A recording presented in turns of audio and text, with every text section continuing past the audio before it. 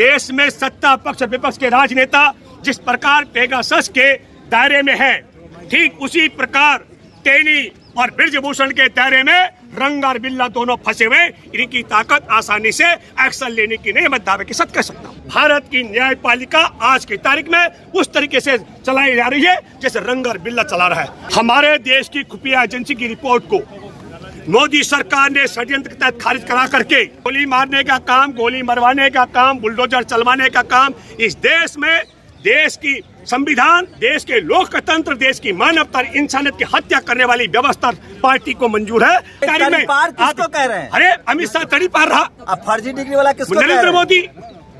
फर्जी डिग्री मेरा public domain में 3 साल पहले सुनो। अरे सुनो, में बसा हुआ था पेड़ के ऊपर।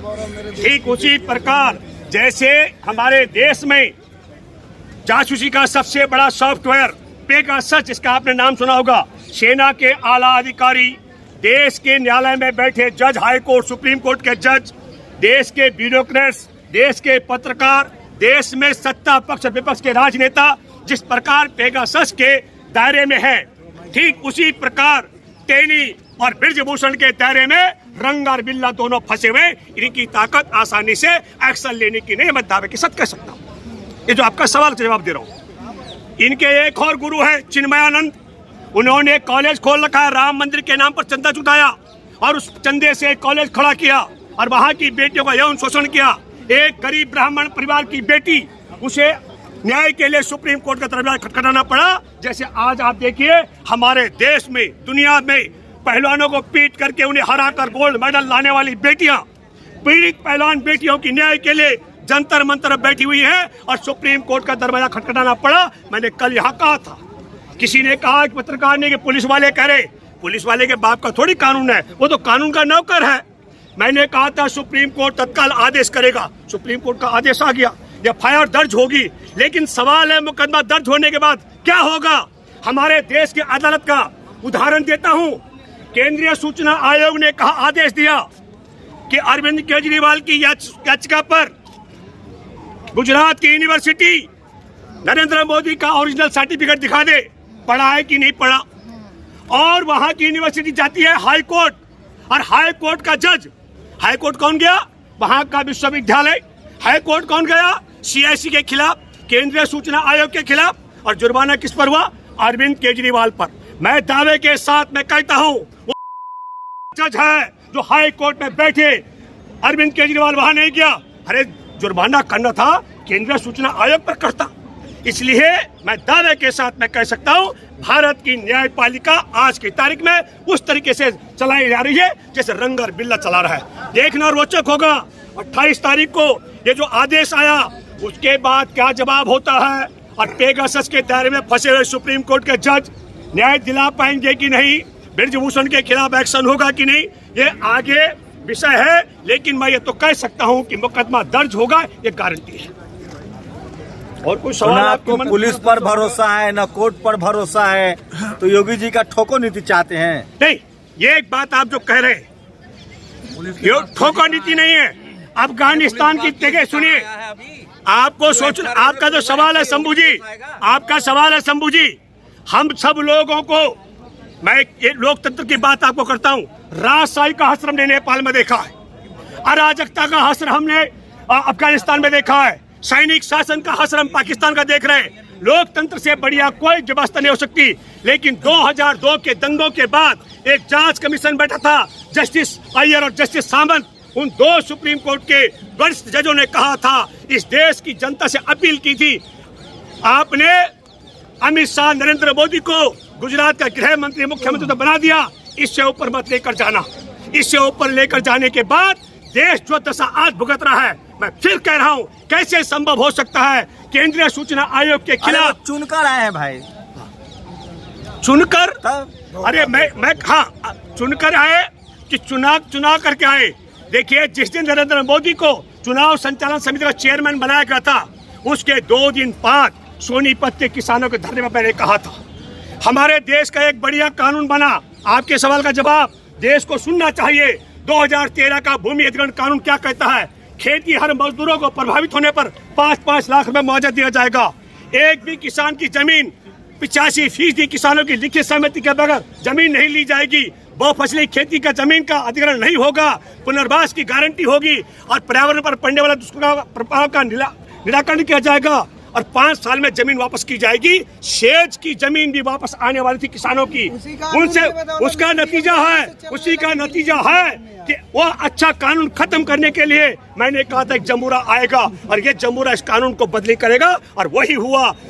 26 मई को सरकार बनी 2014 में और दिसंबर में शंभू जी आपने देखा अध्यादेश जारी करके 66 साल बाद बने कानून को खत्म करने का काम किया गया। आपके सवाल का जवाब मैं दूं, इस समय फर्जी डिग्री वाले और तड़ी पार की सरकार के राज में जब देश की पहलवान बेटियों को न्याय नहीं मिल पा रहा है तो देश के आम अबला गरीब को कैसे न्याय मिल सकता है? देश में हाई कोर्ट में बैठा जज इतना देश करता हो तो फिर आम अदालत से कैसे आप यकीन कर सकते हैं? हमारे में तो बहुत लोग निर्दोष छोड़े जाते हैं। अभी राजस्थान में ब्लास्ट के आरोपी भी मुस्लिम थे, वो भी रिहा कर दिए गए। तो जो रिहा हो रहा है उस पर आप बीजेपी वाले रिहा हो रहे हैं तो सवाल उठा रहे हैं, बीजेपी के दूसरे लोग रिहा हो रहे हैं तो आप लोग सवाल नहीं उठा रहे हैं। हमारा देखिए, हमने ये नहीं कहा कि भाजपा वाले, हमने ये कहा है आप जो सवाल की बात कर रहे हैं हमारे देश के अंदर मतलब कोर्ट पर भरोसा नहीं है आप लोग? नहीं, कोर्ट में नहीं, ऐसा नहीं। देखिए, कोर्ट पर भरोसा है पर कोर्ट में बैठे जज जो पेगासस के दायरे में आकर पेगासस के दायरे में फंस करके अपनी नाकामियों के कारण चुंगल में फंस चुके हैं, मोदी सरकार की मुट्ठी में कैद हो चुके हैं। तो मोदी जी उन लोगों के द्वारा गलत फैसले किए जा रहे हैं। वो तो 2014 में 2019 में वोट से चुन के आए हैं ना, जनता ने चुना है उनको। नहीं, जनता ने आप हरा लीजिए 2024 में। देखिए, जो आपका सवाल है बिल्कुल ये मैं आपकी बात से सहमत हूँ, चुन करके आए हैं। लेकिन एक बात दावे से कह सकता हूँ शंभू जी कि भारत के 67% 100 में 67 लोगों ने इनके खिलाफ भी वोट दिया है। ये बात भी आपको सोचनी चाहिए। डेमोक्रेसी नहीं मानते हैं, डेमोक्रेसी में जो ज्यादा वोट लाएगा उसकी सरकार। बिल्कुल, हम समझ गए आपकी बात से, हम सहमत हैं।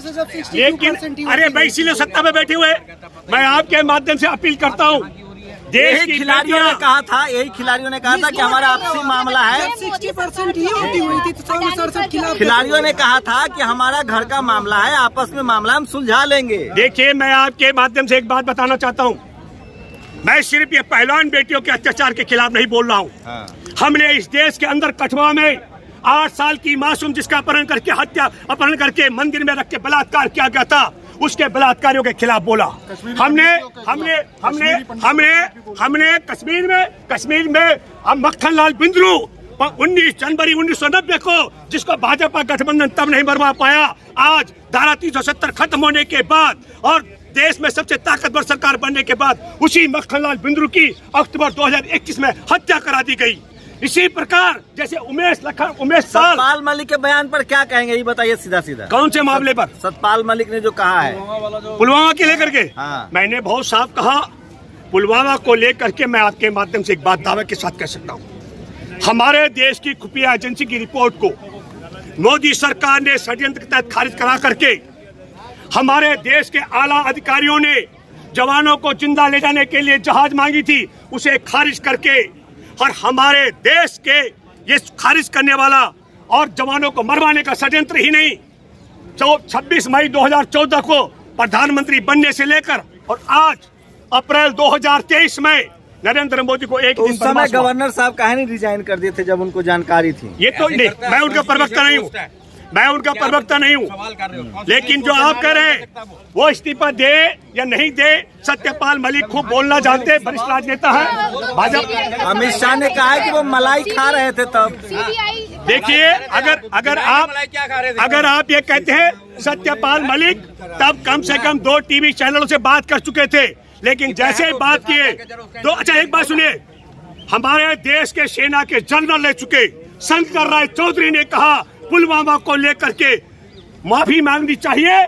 राष्ट्रीय सुरक्षा सलाहकार अजीत डोभाल और नरेंद्र मोदी को राजनीतिक बात खत्म करते हैं। आप लोग हमारे देश में कंधे पर बंदूक रख के राजनीति कर रहे हैं। किसके कंधे पर? खिलाड़ियों के कंधे पर बंदूक। हमने कोई कंधे पर बंदूक नहीं रखी। हम इसलिए यहाँ खड़े हैं, हम इसलिए नहीं खड़े कि मेडल लेकर आई बेटियां, हम यहाँ इसलिए खड़े हैं कि ये दुनिया को सबसे बहादुर बेटियां हैं, ये अपना यौन शोषण से निजात नहीं दिला पाए और न केवल अपने न्याय ले पा रही हैं, तब हम कह रहे हैं कि भाजपा के राज में जब पहलवान बेटियों की मुकदमा दर्ज नहीं होता, यौन शोषण के तो मामला सुप्रीम कोर्ट में गया है। हाँ। सुप्रीम कोर्ट ने आदेश नोटिस जारी किया है, कार्रवाई होगी। आप लोग क्या चाहते हैं, ठोकू नीति चाहते बिल्कुल हैं? नहीं, अब हम यही कह रहे हैं, गोली मार दिया जाए, आरोपी नहीं को बिल्कुल टांग नहीं, दिया जाए। ये गोली मारने का काम, गोली मरवाने का काम, बुलडोजर चलवाने का काम इस देश में, देश की संविधान, देश के लोकतंत्र, देश की मानवता, इंसानियत की हत्या करने वाली व्यवस्था पार्टी को मंजूर है।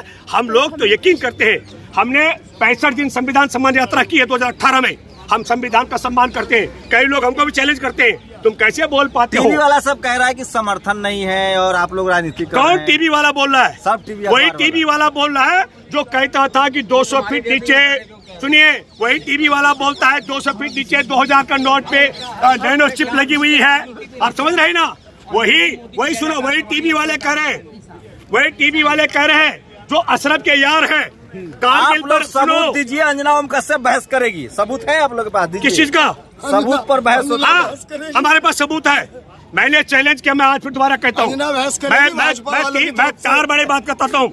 एक, हमारे देश के साथ गद्दारी और आतंकियों से यारी करने वाले मोदी सरकार में वो कौन देश का गद्दार है जिसने हमारे देश की खुफिया एजेंसी को खारिज किया, जिसमें ये मोदी जी से कोई ज्यादा राष्ट्रवादी है? हर दो होली दिवाली नकली डिग्री, सेना के साथ नकली मनाते हैं। राष्ट्रवाद, नकली भक्ति, नकली देशभक्ति, नकली धर्म का गुणगान, एक भी असलीपन बता दो मुझे।